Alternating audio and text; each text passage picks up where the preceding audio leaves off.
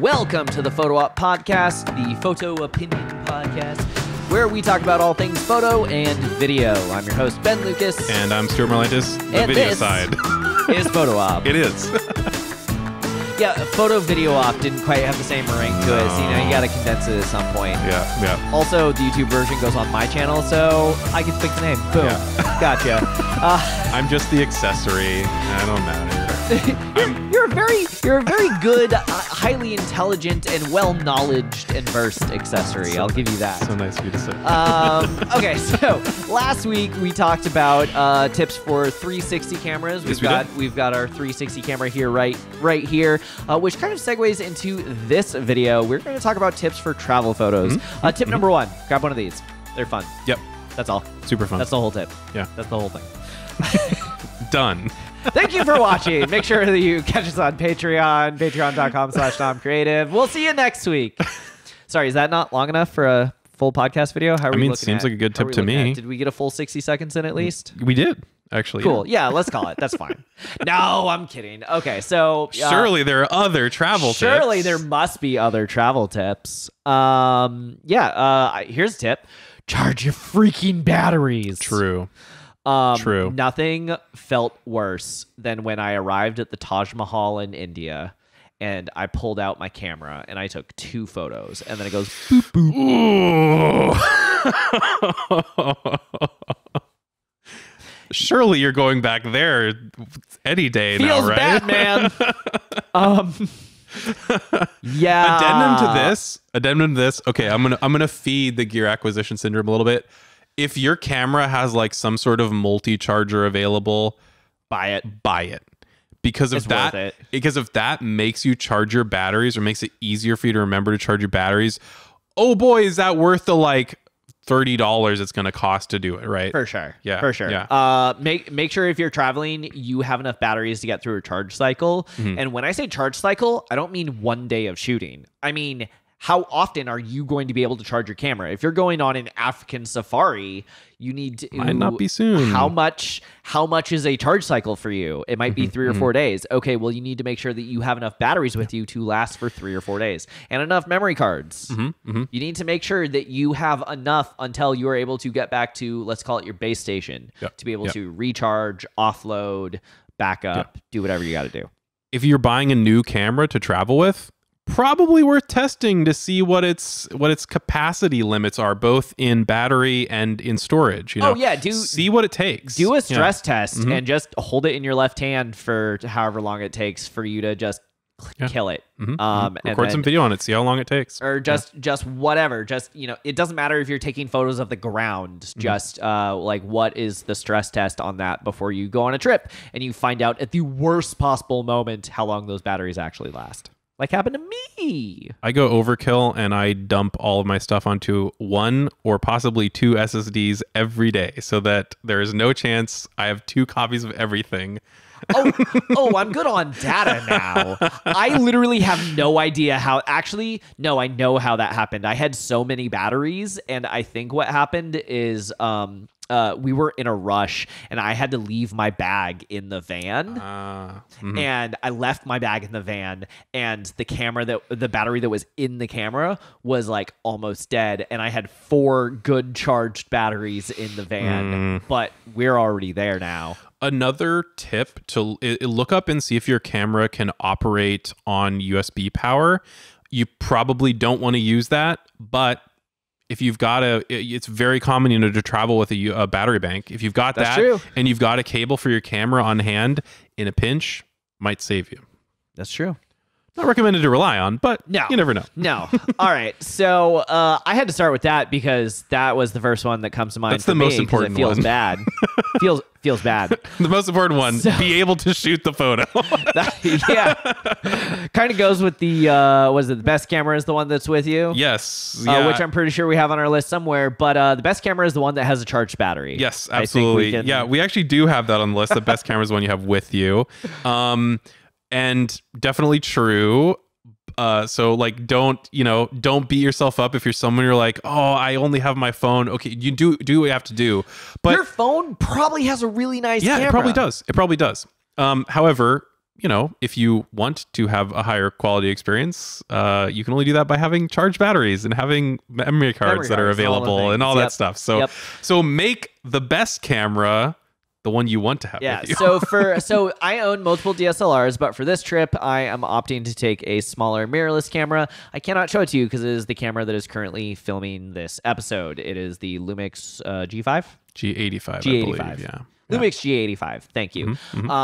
And so just a small mirrorless camera that costs sub $500. So, but it's great. But it definitely gets the job done. So even though I'm not used to digital viewfinder for any of those like mirrorless cameras, I'm used to mirrored viewfinder. It still throws me off whenever I try and take photos with it. But when you get around to replacing your 5D Mark IIIs, you'll get used to it. I know, but and I know that the digital viewfinders get better, but this one's a little on the older side. It is. So it's still the newer ones are better. Yeah. It's fine. Yeah. It gets the job done though, and it'll be a lot smaller to pack in the bag and a lot lighter. Absolutely. So. Yeah. I'd say my first tip, other than those two, other than be able to take the photo, big tip is, at least in my experience, get over the fact that you're going to want to photograph the touristy stuff that everybody else photographs. It's okay. You're not creatively bankrupt, even though you kind of are on some level. Just get over it. Take the photo. Get it out of your system. If you're going to Rome, we know you're taking a photo of the Colosseum. Yeah, fine. Right? Okay, yeah. And I was, and to some degree secretly in my heart of hearts still am, somebody who hates that about myself. I'm like, but I want to take the picture of Tokyo Tower or whatever that everybody else takes. And I'm like, you know what? Fine. It's your first experience with that, even though you've seen it a million times. This is you there for real. That's a new experience for you. That's a thing you can check off your list. Get out of your system. It's okay. So this tip was not on our list because I just thought of it just now. But when you're in a place, at least the feeling I had is if I saw a postcard of it, I did not want to shoot it. I'm like, I'll just buy the postcard. Yeah. But then what would happen is the postcard was taken at noon, and it was taken with a courtyard full of people. Versus mine is taken at sunset on Tuesday, so nobody's there. So my photo is going to be gorgeous, even though it's literally the exact same photo as the postcard I can take. It's fine. It's fine. And it's kind of that like, oh, but the postcard already exists. Why would I bother? And then I was just the thing that came to me is twofold. One, shoot the thing anyway. It's totally fine if you're duplicating the postcard. Literally 10 million people have also shot the postcard. And that postcard is from a framed famous perspective that people are going to recognize anyway. Just shoot it. It's fine. But the second thing is that is you can shoot the postcard, but then you can look around and be like, okay, what's a different angle? What's a different thing that I can do? You're gonna shoot the postcard. So when I went to Kirkjufell in Iceland, I shot the postcard, but then I just moved 90 degrees. Just turned my head and I had a completely different perspective that nobody shoots because it's not recognizable. And that photo is the one that is blown up to 5 feet by 7 feet and hanging behind your head right there.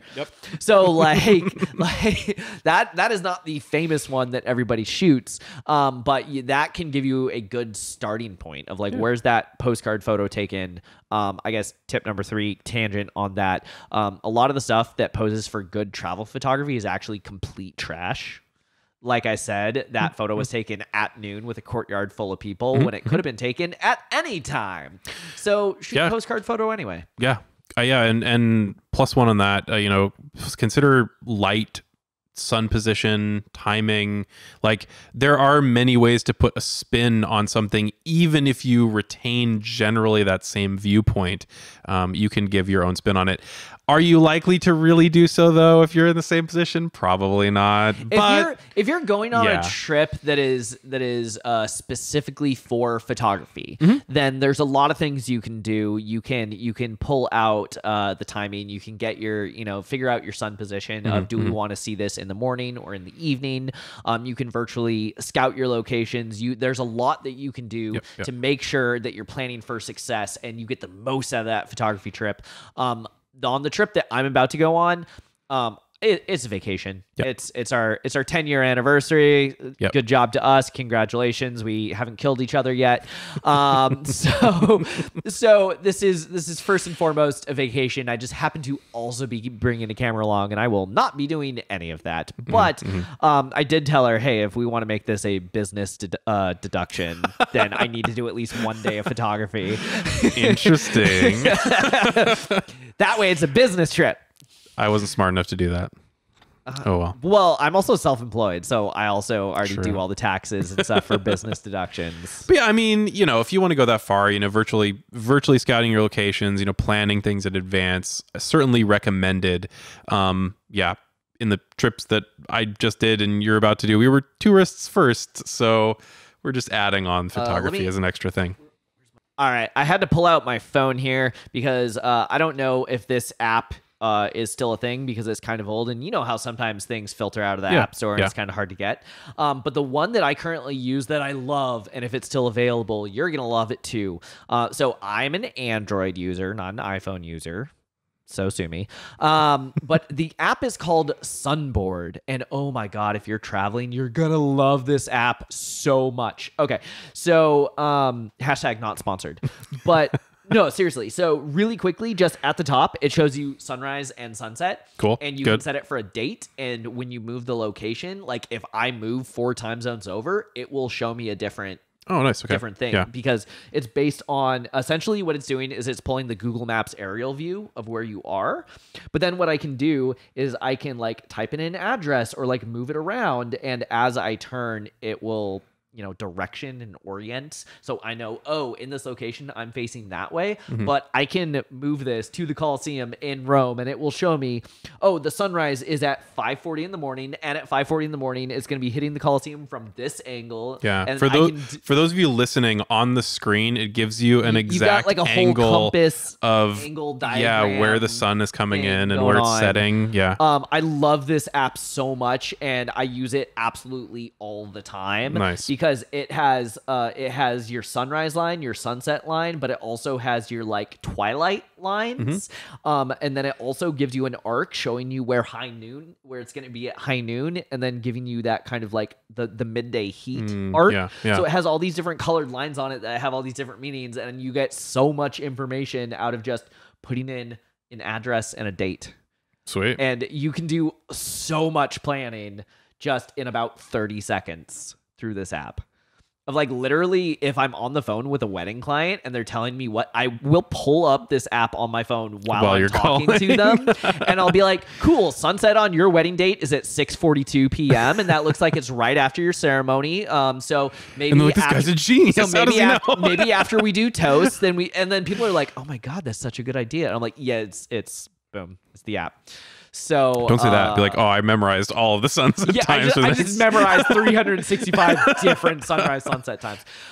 No, so a little bit of scouting like that, a cool app. If you're, iOS, I'm sure that they've got 10 million of them that can do the same thing. But something like that, if you're actually planning for a trip to do like some good photography, just little things like that can absolutely make the difference. Yep, absolutely. One thing that I wanted to expand on a little bit, you said earlier, where it's just like, hey, turn 90 degrees to the right. Along those same lines, I really enjoyed photographing what I'm going to call the small things on when traveling. So, you go to a place like Tokyo or Kyoto or whatever that has all these famous locations, these temples, these pagodas that you're photographing, and everybody photographs from the same position. And, maybe you can get better light, better timing, a different angle. But sometimes a lot of the most rewarding or fun stuff was like, here's I don't know, you're walking down the street and here's this cool old jar that somebody's, planted something in, and there's like a vine growing up the side of the house or whatever. And it's just this little scene that thousands of people are walking past while you're there, and just noticing the opportunities that it presents, the angles. Have you sold your Live, Laugh, Love posters of that vine jar? No, yet? no. Oh, okay. No. I'm just wondering if I can find that on your Etsy shop. No. If only. No. But it's stuff like that where it's like, slow down, what are you blowing past that could be interesting? And maybe it's not something that you're gonna want to make a huge print out of or sell or whatever, but even as just an exercise or even just for its own sake to stretch your artistic abilities, have found that very, very fun and very interesting, and kind of gets me out of that, rut of like, well, this is the thing that everybody photographs. Like, what about that thing? What about that thing? Oh man, over 10 years ago. It's been a while. So we were in Italy. I was in Italy, and I was standing by myself in line for something. And it was like 2 hours. And so, 1,000 other people are also trying to see this thing, and I'm just standing there in line. Well, there's this kind of like long alley with all these interesting like arch columns and stuff, and they're all connected, and the ceiling had this super interesting stucco repeating pattern, and the light was coming through, and we were getting this like really hard, crisp sunlight where we're getting all these interesting light and shadows and stuff. Cool. And so everyone is looking dead ahead at the thing that we're waiting in line to see, and I'm staring at the ceiling, and I'm taking pictures of the ceiling, and people are like, all right, weirdo. Like, can you keep walking though, because move along in line. Yeah. And I blew up that photo, and I think we had that in the last place we lived for like 7 years as just this like awesome. Black and white abstract art. And I just called it Arches because it was just all these interesting curved shapes in this really like hard contrast that I thought looked cool. So like you're saying, like look at the small things of like look for textures, look for shapes, look for light, go weird, go abstract. It's okay if stuff isn't like instantly recognizable. Yeah. Or even just photographs the opposite side of something. I actually made a point during this trip where if we went past or through something, turn around, because everybody else is just blowing past you, right? Oh, for They're just sure. running away. Turn Absolutely. around. What does it look like from the other side? And often it's really interesting, and people are just streaming past you. And you're like, that's really cool, though. Like, look at this. So when I was in Iceland, the main church in Reykjavik. The name is escaping me at the moment. But the main church right there in the square, everyone looks at the front, and the front has this very kind of like sharp, angular, like brutalist It's really style cool. where it almost looks like calculus bars, like bars on a bar graph. It does look like a chart, doesn't it? It looks like a bar chart. It does. But if you go to the back, it has this very rounded like basilica shape that is completely different. So we did a photo shoot in the front, and then we did a photo shoot in the back, and people were like, that's amazing. Where was that? I'm like, they're the same building. They're like, no, that's not. I'm like, yeah. I just went to a different part. And also there weren't 10,000 people in my way when I went to the back of the building either. Oh yeah, there was, I had a really weird, I think this is kind of amusing, this very weird experience where I was at this temple complex, and I was attempting to photograph the small things and accidentally photographed like a big thing. So there's this big temple, and it's like covered in gold and like carved dragons and stuff, and everybody's just like standing in front of it, taking selfies, taking pictures of it. And I turned around and I was like, well, what's in the opposite direction? And there's this kind of like building. It had some stables, like where they had horses at the time. And there were these really interesting carvings in the building, and nobody's really looking at them. And I was like, oh, look at these carvings. And there were these carvings of these 3 monkeys on the building. I was taking pictures of them, and I was like, huh, that's weird. That looks like the like hear no evil, see no evil, speak no evil monkeys. I was taking pictures of them, like, huh, this is really interesting. Like that motif is in this temple. So I was taking pictures of it, and later that night we were like back at our hotel or whatever, and I'm like, what is the deal with those monkeys? And I looked it up. That's where they originated. Those are the original monkeys. The original ones. And I was like, oh, whoops. I guess this is a popular thing. I didn't have any idea. I mean, there you go. Yeah. So it's kind of funny because I'm like, wait a minute. These are exceedingly famous. Why are we not looking in this direction, people? But I didn't even know, right? Yeah. I mean, you see that motif on so much stuff, and who knows where it originated, right? Apparently right there. And I just happened to see it by turning around the other direction. That's awesome. Good time. So, you might accidentally, even when you try not to, you might still photograph something big. I mean, hey, other people weren't looking at it. All right. I've got one more tip here, I think. 2 more tips here. First of all is bracketing. So especially if you're shooting landscape, you want to like bracket so you get your shadows and your highlights and stuff. But sometimes I'll do like 3-picture brackets even when I'm just shooting like people, and tourists and stuff. Because my general rule of thumb is people are like, well, how many do you need to bracket? Do you need to bracket 3, 5, 7, 9? More. And my first thought is, when are you coming back? True. Because if it's like a half-hour drive away from your house, if you mess up the exposure and it doesn't work out, no big deal. You can go back next weekend. Yeah. But if you're flying to Kyoto or Rome or something, when's the next time you're going back? Just do all the brackets. You can delete them later. Don't worry about it. You're fine. I wish the answer was soon. We only went in November and we're already like, when can we go back? Yeah. But yeah, basically I don't feel bad doing like 9 photo brackets when I'm trying to like do the actual like landscape or photography, architecture, or whatever. More data. Like, yeah, maybe I'll delete 3 or 4 on either side, but like then I at least got it. I made sure that it happened. We're not shooting film, whatever. Yeah, exactly. Exactly. The storage is free. But then the other part of that of just like, yeah, even if I'm shooting with just like us, well, what if I shoot, 3, Moto Drive, it goes click, click, click. I'm like, cool, I'm going to have 3 photos of us. Well, what if the camera, I just have it in auto exposure and there was like, I don't know, if someone's watch glint or whatever, there can be 10,000 reasons. Somebody's in the middle of blinking or something. There can be 10,000 reasons why a photo doesn't turn out or why your camera thinks the exposure's wrong. Actually, really funny story. So I was shooting 501st Star Wars pictures at an event last weekend. And I noticed that every time I took photos of the black armor, it was way too bright.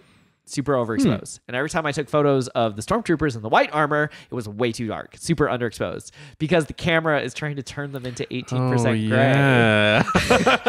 And I didn't have it in manual because we're under tents in the shade and then outside, and like it was kind of raining, but the sun was poking through the clouds. Camera's like, what do I do with this? And the camera was just freaking out and going all over the place. So I had to do a lot of just like, I had the exposure bump like 1.5 that way, 2/3 that way, just to like kind of like level everything out. Yeah. Just because your camera doesn't know. Your camera's just trying to turn everything into 18% gray. It's doing its best. So that's why I bracket. Because then, one of them will be close. It's fine. Yeah. Don't worry about it. Gotta help your camera out. You can delete out. more later. Does it create a pain later? Yeah, it does. But like, you just force yourself to sit down and you go through and you delete all the bad exposures. And then you can come back and actually edit the stuff worth looking at later. I would say, on the subject of forcing yourself to sit down and go through stuff, this is just a thing that I'm attempting to do. I think it's a good tip depending on what kind of mentality you have, but if you've got time in the evenings, if you're relaxing, maybe not a bad idea to kind of at least scroll through the day. It's been very fresh. You probably have some idea of stuff you're like, oh, I think that turned out really well. Probably not a bad idea to scroll through some stuff that you shot and at the very least mark things where like, that I definitely want to take a second look at. That I definitely think is going to be good to help you out later. Because it was like my camera, you can hit the rate button and you can do a 1 star. Yeah, you can do it really fast, right? Yeah. If you want to go and be extra and like, actually start calling and stuff, I mean, that's up to you, and that's how much energy you might have during your trip. I didn't have that kind of energy, being perfectly honest, but at least checking through. If you think that something might be like slightly out of focus or something, don't delete it from the back of your camera. Wait till it's on your computer, because you never know. It might be close enough. It might be close enough. It might not. If something is like obviously poorly exposed, are you shooting raw? If you're shooting raw, don't delete it yet. Wait till later. But also the day of, there are times where like I'm going back and I'm editing something that I shot like 2 years ago just because it was a personal thing. No client paid for it, and I'll get to it eventually. But eventually, but the thing is, like, I'm going back and I'm like, where was I? I don't, none of these things are labeled. So like, there is something nice to be like, oh, this is that building. Because the thing is, like, when you go to like Italy, every church is called the Duomo. Because that just means church. They all have the exact same name. So I'm like, oh yeah, that one, that's the Duomo. Cool. Which city? I don't know, man.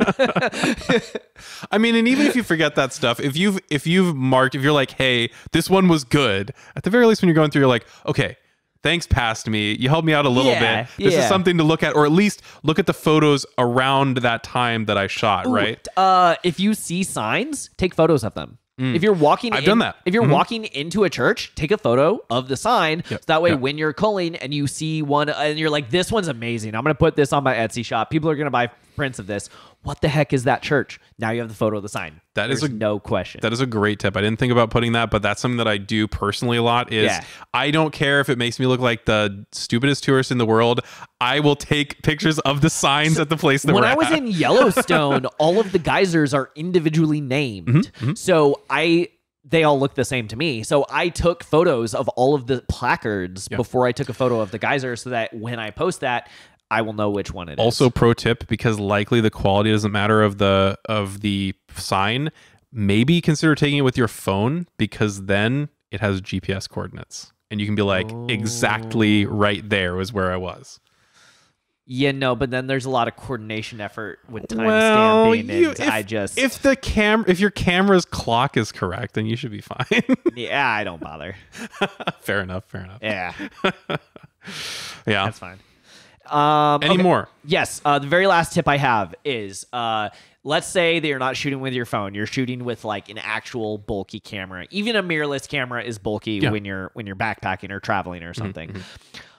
Edit it down to 2 lenses. I know that you're going to be like, well, I'm going to go bird watching and I'm going to shoot architecture, and then I need to have one that can do low light at night, and you're going to end up with like 6 lenses that you want to bring with you. No, don't do it. 2 lenses. Maybe that's a telephoto and a nighttime, like hanging out selfie lens. Maybe that is a wide angle landscape and an all-in-one. Just figure out what those 2 lenses are. I don't even care if they're kit lenses. I know people are being like, blah. But like, am I shooting anything where I need to shoot at f2? If I shoot at f7, is that going to change my picture of the Roman Colosseum? Yes, because I need to flex on people with my superior f-stop. Yeah, no, it just like 9/10 of the time of just like, yeah, I'm bringing my kit lenses, because do I have an adapter for my Micro Four Thirds that I could attach all my good lenses to? Yes, but 1, everything's more expensive if anything gets damaged, and 2, it weighs like 3 times as much. I'm absolutely going to shoot the Colosseum at f2 and then stack a bunch of neutral density filters in front of it. I hate you so much right now. Just so I can flex on the other tourists, okay? Yeah, don't bother with any of those extra filters, whatever. Just like edit down to your bare minimum. I've got great 2 lenses for you. Get the Tamron 17-28 and then the 28-75, and you're done. I mean, yeah, they're pretty much for what they are. They're pretty reasonable for f2.8 lenses through the whole range, and it covers 98% of likely what you're going to do. Sony mount? Well, for me, Sony mount, but I think they make other mounts too. At least Canon and Nikon. But super reasonably priced, and then you cover your whole range. Reasonably priced for f2.8 through the whole range. I will say they're definitely like a premium choice-ish, but they're for f2.8 lenses through the whole range, they're very good. Well, my like 7200 is like 1.5 pounds or some ridiculous amount of weight. I'm never going to travel with that thing. So and the reason why I say those 2, or pick the equivalent in whatever form, whatever camera brand you want. The reason why I say those 2 is, at least when I'm traveling, I appreciate having something wider more than I have something telephoto. True. So I like having the wide zoom and then the medium to slight telephoto zoom. You can always than crop like a super in, telephoto. but it's a lot harder to zoom out. And then once you decide like, I'll just stitch it later, the stitch never works out how you want it to. So if you were to pick 2 to get you through the vast majority of stuff, I would say in that range. Wide zoom, medium, and then you're good. Cool. Yeah. Any final tips, or are we out? No, go traveling. Go traveling. That's a great tip. If you can afford to go traveling, go traveling. It's fun. Cool. So that is all of our tips for travel photography. We are going to be talking next about some old lenses. I'm very excited about this. Yes. So stay tuned for that next week, and we'll see you then. See you then. If you have questions or ideas for future episodes, you can email us at hello@photo-op.show. Watch us on Ben's YouTube channel at NomCreative. As in nom. Share this with a friend, and you can listen to Photo Op anywhere podcasts are sold. Or download it. 'Cause it's free.